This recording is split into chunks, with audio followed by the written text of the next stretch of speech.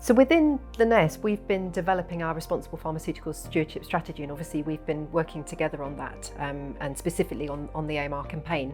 And as part of that, this autumn, we're launching the Safeguarding Antibiotics campaign. So can you give us a brief summary of what that's about and what the point of that campaign is? Yeah, absolutely. I mean, this is actually, for me, this is quite exciting because having all these practices now connected within Linnaeus, it gives us a fantastic opportunity to work together in this way. So, as we've talked about, Davies has done work and advertising locally, but now we can link together across the whole group and do a coordinated campaign, targeting to improve awareness within vets, vet nurses, but also within educating clients on this important topic. So, it's a fantastic number of resources that have been produced for everybody to use.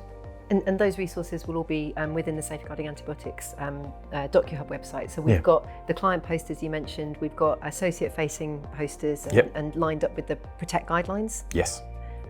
Which is now linking in with the European Medicines Agency's traffic light system for red, amber and green antibiotics. The non-prescription pads that we've talked about, and the Protect posters to be filled in by our associates. The HPCIA policy. And which antibiotics does that cover? So the HPCI, so that's highly important critical antibiotics. So we've focused on the EMA category A and category B. So category A are antibiotics that we really should be avoiding using. So those are the non-authorised or unlicensed drugs that are critically important, such as vancomycins, meropenem, things like that. So within that policy, we've got a process to go through if you want to prescribe that antibiotic, and that involves having a culture demonstrating that that's the only antibiotic that can be used. Category B is the next group down, and that includes third and fourth generation cephalosporins, fluoroquinolones. And what we want people to do is, if you are needing to prescribe that antibiotic, there needs to be a clinical justification for using that very important antibiotic group in the clinical record. There are going to be certain situations, life-threatening infections, pneumonias, things like that, or it might be that that's the only drug that can be used from a pharmacokinetic point of view for that type of infection. But we want people, particularly for that second group, to also have that thought process of, is there an antibiotic in either group C or D that they could use as an alternative?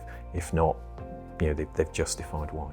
And unless it's life-threatening, there needs to be a culture and sensitivity with category A's and B's. Yeah. So we've got the HPCIA policy. We've got a video on how to fill out the Protect poster, Absolutely. But it's pretty straightforward. Yep. Even an anaesthetist could manage it, I think. And we also have the Facebook Live and the marketing content, which is available for the marketing executives to roll out, and the marketing managers for the referral centres. So hopefully there's a lot of content there for associates and for owners to engage with. And not forgetting, Beaver also have Protect resources. Absolutely. And the RCVS are running their Farm Animal Champions initiative, and that's part of the RCVS knowledge. To provide general training on antimicrobial resistance, but also species specific. Yes. Super. So there's a load of resources to engage with, and obviously as the subject matter expert for Linnaeus on antimicrobial resistance, people can always come to you as well. Absolutely, and I guess what we'd also like to say is that within each practice there'll be infection control representatives. And I hope very much that they'll take the lead within the practice to engage people in this. But this is a topic that everybody should be involved in. It's really important.